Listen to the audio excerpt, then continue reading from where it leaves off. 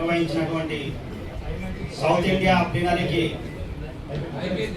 దేశం నలుమూల నుంచి వచ్చిన పెద్దలకు, అదేవిధంగా మన రాష్ట్ర నలుమూల నుంచి వచ్చిన పెద్దలకు నా యొక్క హృదయపూర్వక నమస్కారాలు.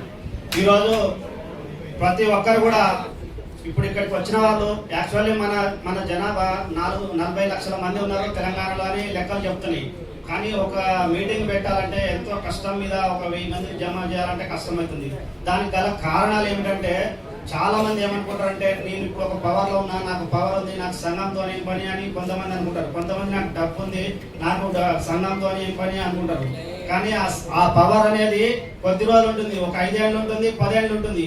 తర్వాత సంఘం అవసరం అవుతుంది ప్రతి ఒక్కరికి. డబ్బు కూడా ఉండొచ్చు, కానీ ఒక సందర్భం వచ్చినప్పుడు అది పనిచేయదు. ఒకప్పుడు నేను కూడా అలానే అనుకునేవాడిని. నేను సెక్రటరియట్లా మినిస్టర్లకు ఉండు పిన్ను కాంచి అన్ని సప్లై చేసేటోని. ఏదైనా అవసరం ఉన్నప్పుడు నేను డీజీపీ ఆఫీస్తోనే ఫోన్ చేయించుకునేటోని. ఒక సందర్భంలో నాకు ఒక అతను పైసలు లేకపోతే మనం ఎన్ని పైరోజు చేసినా కానీ కాలేదు. అప్పుడు ఒక జిల్లా అధ్యక్షుని పట్టుకొని నేను అతన్ని పోయి కూర్చోబెట్టినప్పుడు అతను ఒక 4 కార్పొరేటర్లను తీసుకొచ్చిండు యాదవ్ సంఘం నుంచి. వెంబటే అతను భయపడి మన పేమెంట్ ఒక 10 నిమిషాలలో సెటిల్ చేయడం జరిగింది.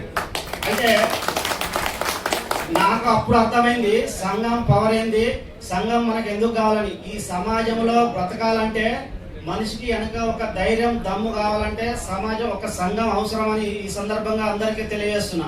ఇంకొక విషయం ఈ సందర్భంగా నేను చెప్పేది ఏంటంటే మనలో చాలా మంది ఏమంటారంటే నేను ఈ సంఘంలో చేరాలన్నప్పుడు ఏ సంఘం అయితే బాగుంటుందని ఆలోచించినప్పుడు చాలా సంఘాలు ఉన్నాయి మన దాంట్లో కూడా.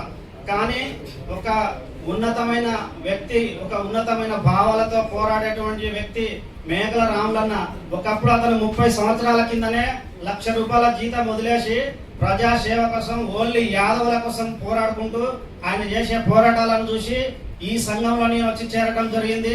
ఇప్పుడు నల్గొండ జిల్లా అధ్యక్షునిగా నన్ను గుర్తించి ఆయన నల్గొండ జిల్లా అధ్యక్షునిగా ఇవ్వడం జరిగింది. ఇక రెండో విషయానికి వస్తే చాలా మంది ఏమంటారంటే మన దాంట్లో మనరు ఓర్వరు అంటారు. కానీ అలాంటిది అన్ని కులాలలో కూడా ఉంటుంది. మన కులంలో కొంచెం అప్పట్లో ఒక 50 సంవత్సరాల ఉన్న వాళ్ళకు ఎడ్యుకేషన్ తక్కువ ఉంది. కానీ ఇప్పుడున్న యువత ఎడ్యుకేషన్ గా బాగా డెవలప్ అయ్యారు. మన దాంట్లో ఇప్పుడు ఇంజనీర్లు, డాక్టర్లు, లాయర్లు అందరూ యువత మొత్తము ఏకదాటి వైపు వచ్చిర్రు. ఇప్పుడు మనం పోరాడి ఇమ్మీడియట్ గా అధికారం చిక్కించుకోకపోతే ఇప్పుడు ఉన్న పరిస్థితుల్లో ఏమైందంటే మనకి ఒకప్పుడు మనం రాజ్యాలు ఏమేమంట ఆ రాజ్యాలు ఎందుకు పోయినాయో మనకు తెలియదు. అంటే ఒక మేజర్ తప్పిదం చేస్తారు కొంత తెలివి ఎక్కువైనప్పుడు.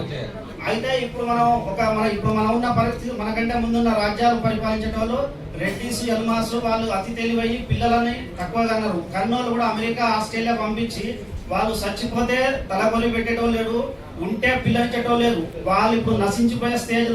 ఈ టైంలో మనం ఇమ్మీడియట్ గా అందరం ఒకటై మనలో మనకు ఎన్ని విభేదాలు ఉన్నా, ఎలాంటి మనకు శత్రుత్వం ఉన్నా ఒకటై రాజ్యాధికారం మళ్ళీ 200 సంవత్సరాలు వెనకబడిపోతామని ఈ సందర్భంగా మీ అందరికీ తెలియజేస్తున్నా.